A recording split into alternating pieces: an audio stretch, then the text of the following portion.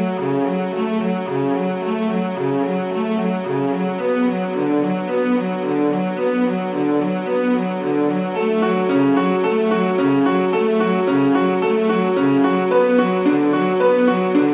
everybody, welcome back to Card Talk, a podcast where we spend a little bit of time talking about cards from Lord of the Rings, the card game. I'm your host, Dave Walsh.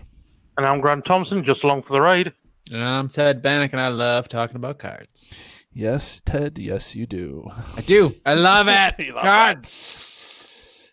Okay, so in this episode, we actually, and some of the past episodes, we actually got some feedback from a fan of ours, Christian Prisholm. I don't know. I think it's a foreign name, so I'm probably butchering it. So my apologies, Christian.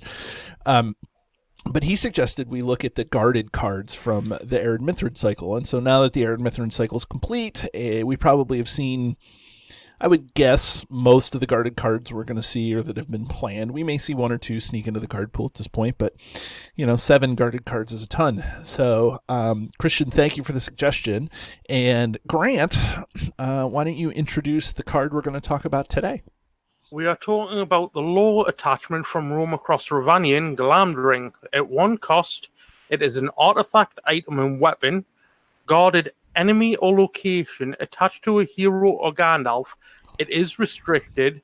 The attached character gets +2 attack, and after attached character destroys an enemy, draw 1 card. Okay, well, Wow. Grant, what do you think? What's your gut about this card? I like it. He likes it. Big surprise.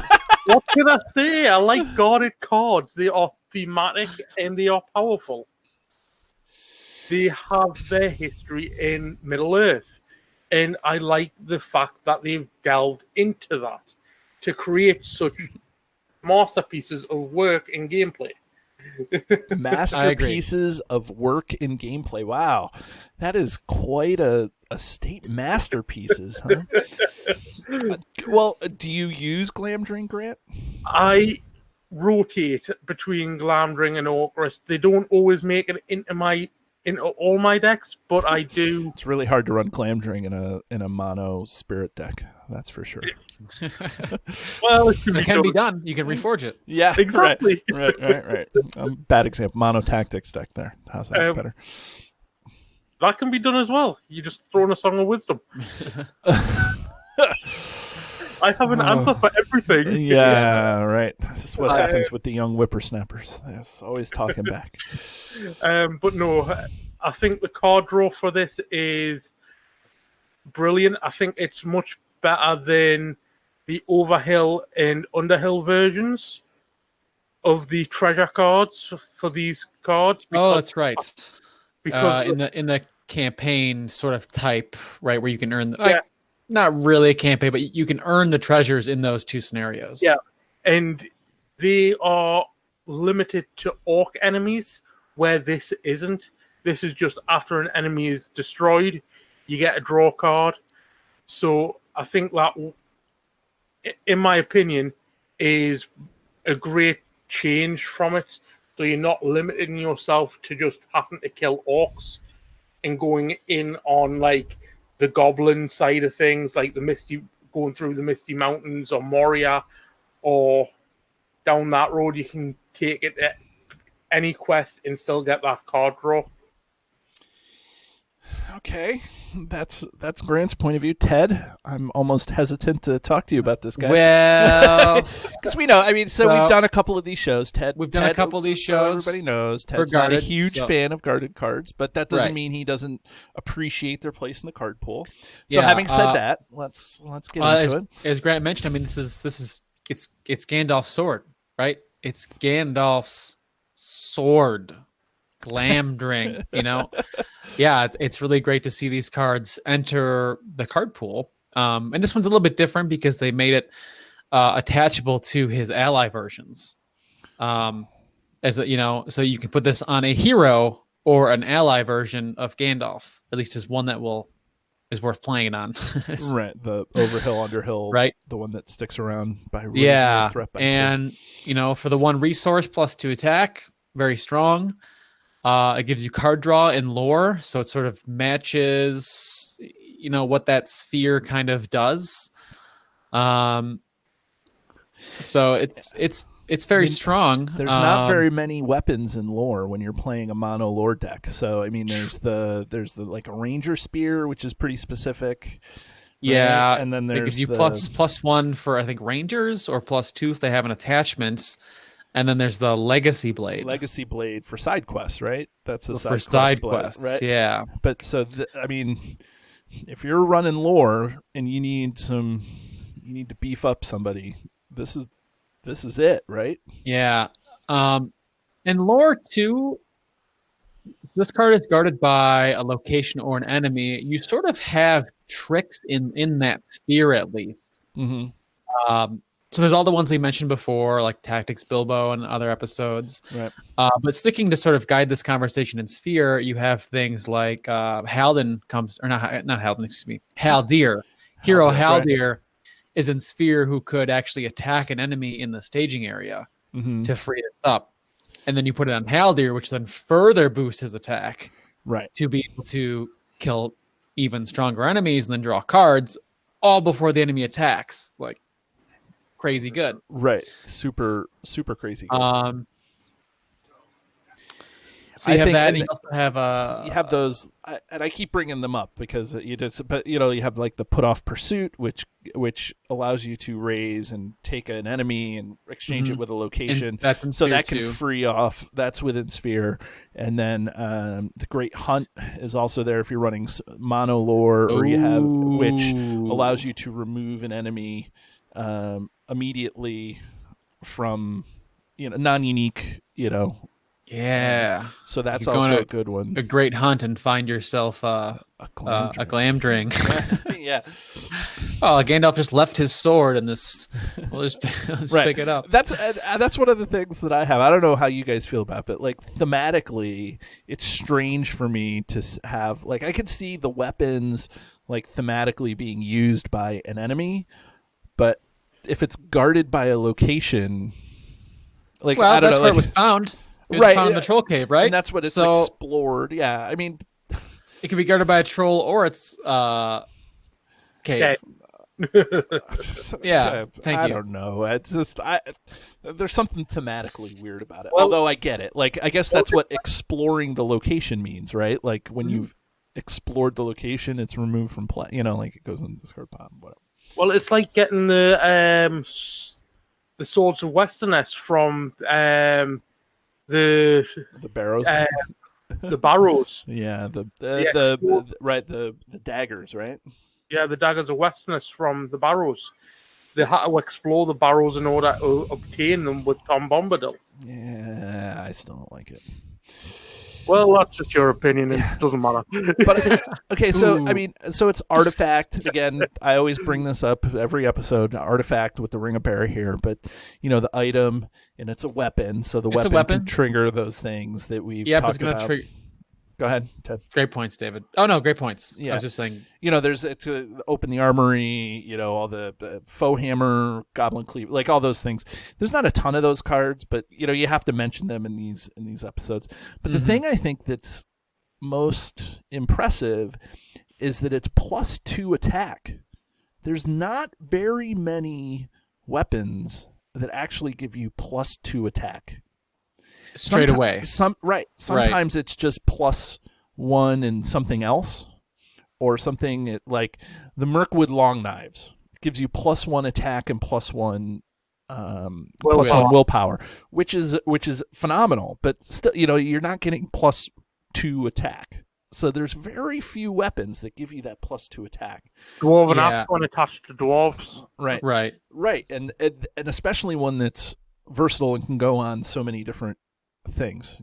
Like, I think that's something to be said. And obviously, Orcrist, its kind of sister sword, is +2 in leadership, and that's also +2 attack in leadership, which is also really amazing. And Staying, which is the tactics guarded attachment, gives you 3 stats, but only gives you +1 attack, +1 defense, +1 will. So it's funny that they kind of turned it all on its head here. I don't know. Yeah, but that's a very good point. Like +2 under no other, not just against orcs, and the card draws. All you have to do is just destroy that enemy. So it's all you have to do. all you have to do. You just grain hunt it away, right? Right. Doesn't matter how the hit points or whatever. Right. So you have a couple tricks in lore, and even if it's guarded by a location, you have things like you have some location. You can manipulate locations within lore. Mirkwood Pioneer comes to example. Mm-hmm. He's the one that he collects progress when he quests successfully, right? And then you can exhaust him to explore a location if he has enough progress or enough progress based on the location's threshold. Yep. So if you had him out, he has 3-4 on him. You can free up a location. Boom, you get a shiny sword. Yep. And then what's the? I feel like Map of Rovanion does, or Thror's Map. Thror's Map allows you to travel to a location without activating travel costs, right? Right. So I mean that helps you just in general for all the things. That's during a travel effect, so it doesn't actually help you when it reveals right. plan. If it's kind of a nasty thing, right? Yeah, but again, if you have no other tools, and there are some pretty nasty travel effects in the game, depending on the scenario.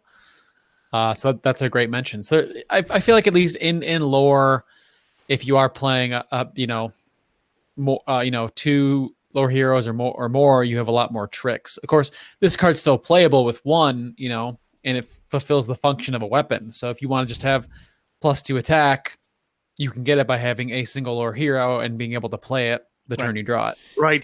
Here's the thing. What about poison stakes? What about it? You play this, you play poison stakes, then you play Glamdring. You get a high hit point enemy attached to poison stakes, and it takes damage over time. That brings up a whole other interaction between rules-wise between trap cards and guarded player cards if an enemy spawns on the guarded card. Because I think you're right, Grant. I would assume the enemy also is eligible to fall on the trap. Unless stated otherwise. Unless it's immune to attachments. Yeah. Right. Let me look up poison stakes really quick. Because I have and then it says right. An eligible enemy that enters the staging area. One of the things that I wanted to make sure that we point out in this discussion real quick is that when you guard a card, you don't reveal it, you just add it. The guarded X keyword, so if it just said poison stake gets attached to the next enemy revealed from the encounter deck, you wouldn't do it. It wouldn't apply. But in this case, it would stack. Okay, so there's another trick for you. Right. Trap decks, then... Trap decks. We should get Matt Duckworth back on the phone and talk to him about Glamdring, right? Yeah, or even Athelian Pit. Athelian Pit allows like anyone to attack the enemy that's attached to. Right. So you could have players, from if you're in multiplayer, you could have heroes without ranged helping attack your enemy to free your guarded card. Right. It seems perfect. Like Tet, I think that this is exactly what you were saying, is that there's just a lot of those tricks in lore to be able to free up those right. And traps are kind of the biggest archetype, but that doesn't mean that there's not a million other ways to do it. Map of Rovanion, where you can, put 1 progress, it turns it into a northern tracker, like it's just also good. Yeah, turns it into a Lorien guide, not a northern tracker, but like just there's all sorts of things you can do. So lore. Let me ask this to you guys, and then we'll wrap up the show. But because it's in lore, does that make it a better target than maybe some of the other cards that are in Sphere? So there's the Mithril Shirt in Spirit, and then there's the Orcrist, and then there's Sting. So is this maybe more appealing because it's in lore and has those tricks? Grant, what do you think? I think they've each got their own benefits, and depending on the style of deck I'm running, I'll run either different all three, or I'll just run one or two of them. I wouldn't say I'm more appealed to run Glamdring over the others because it's lore. I'm probably more inclined to run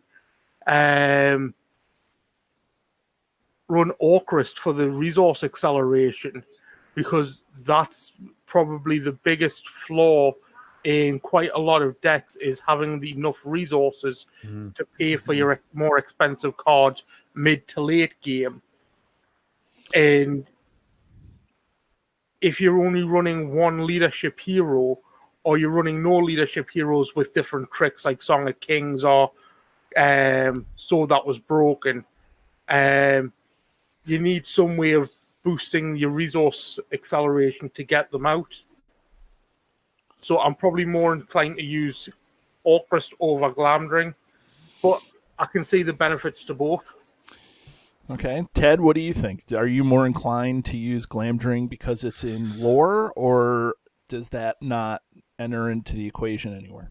Yeah. I think it does, for all the cards that we just talked about. It makes it much, I think, easier to play because you could have multiple ways. You could prepare your deck to be like, all right, I'm going to have, this card to deal with locations and this card to deal with enemies. So it'll help me with normal encounter cards, but additionally, it will help me with my guarded card. Yeah. And then if your goal is to just, and cards are always good no matter what deck you're playing. Like the card draw effect doesn't matter what deck you're playing. Right. More card draw is good, right. I once, early on, when we were interviewing Chad Garlinghouse from Cardboard of the Rings, I once told him that I don't want to have cards in my hand, but what? And he was like, "Oh, really? That's weird." And I didn't mean that I didn't want to have cards in my hand. What I meant is I hate holding cards for multiple rounds. Like if I have a card in my hand, I want to be able to play it right away. And that was early on in the show's history. So that was a big gaffe that I made. So anyways. Yeah. And its only downside is it is restricted. So, right. You're using a restricted slot. Yeah, but it's fair for it to be restricted because it's Gandalf's sword. Of course, it's going to be restricted. Well, is it possible that you restrict Gandalf out of using his sword? Like, is the staff restricted? His staff is, yeah. And then I'm pretty sure, but the pipe isn't. Shadowfax is not. Yeah. Okay. So he could have, I believe, his staff and then the sword. Okay. But then in true Gandalf fashion, I mean, you're wielding staff and sword, and that's pretty satisfactory both thematically, and they're both really powerful cards in the game. Right. So you're really, I think, your game's probably going pretty well. Right. If that's happening, you're probably doing pretty good. Yeah. Right. And then, of course. And then Shadowfax would make... Well, again, this can go on any ranged hero, though, too. So, but you could make Ally Gandalf have this and be ranged. But, again, you can put this on a ranged hero, Haldir, Legolas, anyone that exists, and help for multiplayer. Right. Totally. Well, should we ring this guy? Yeah. We shall. I'm waiting for you to count how many rings the Glamdring only has one ring. Yeah, I was looking. Glammed ring, right? There is one ring in the title. So we know where Ted's going to fall. Yep, I'm going to have to give it. I guess it's the best card in the card pool, right? Yeah, it's one. It's one ring, right? Because it's got one ring in the name. I didn't notice that. Very good. Okay. Very good. I do the best I can. But for anybody who is not familiar with how we do this, we have a highly scientific yet arbitrary system where we rate the cards on a scale from 1 to 10, regardless of what Ted says, where one is the best card in the game, it's the one card to rule them all, and 10 is the worst card in the game, or a card that we throw back into the fiery chasm from whence it was made. So, Grant, you get to go first. Oh, yeah. I'm going to give it 3 rings. 3 rings. Okay. Mainly because I don't always reach for Glamdring, but I can see the benefits of running it. The same as I can see the benefits of Orcrist and Sting. And it's just debating on what's going on in the deck of what I need, whether it's card draw or resource acceleration. So I generally switch between the two depending on what's needed. Okay. Ted, I'm going to leave you for last because all your puns about rings are wearing on me. So, even though I was the one that found this one, yeah, please, David, go ahead. Yeah. So I think that this is great. I love that it's a weapon in a general use weapon in lore. There's nothing that's a general use weapon in lore that can match this. And for all the tools that you can use in lore, I don't know if that's swaying me like my own question was, but I think that I don't know. I just think that what do I want to say? I just think that this is a good card, but I think it's not as good as the necklace or the Arkenstone. It's on par with, because it's guarded, I think I'm going to have to give it a 4 rings. So, Ted, you're last. Bring up the rear. How many rings? Well, you know what?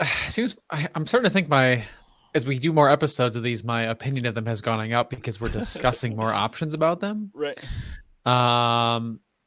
It's guarded, so yeah, it brings you an extra card, which is bad. But its effect to to straight away give you +2, and then to draw cards, no matter what part of the game you're in, that's always going to be useful. Right. Even if you do get this out late game, the extra 2 attack is very useful. So, I was actually leaning on giving it a 4 as well. Okay.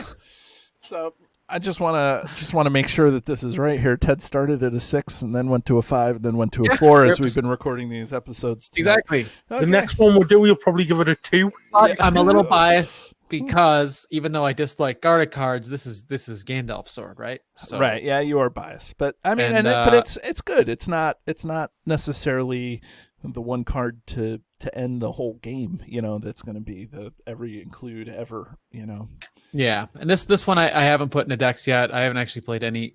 I haven't put guarded cards on the table yet. But this one is probably going to get cooked up into a lore deck pretty soon. Yeah, you gotta do it. Okay, everybody. Well, that's this episode talking about Glamdring. Join us again as we talk about more cards from the game. Have a great day. And if you're interested in finding this or any of our back episodes of Card Talk, feel free to search YouTube where you can find our flagship video episodes with the username Card Talk 2018. Or you can search the RSS feed, cardtalk2018.libsyn.org, for our extended audio versions of our podcast. Or you can find us on Facebook at Card Talk 2018. And if you have any questions for Grant or myself or for both of us, feel free to email us at cardtalk2018@gmail.com.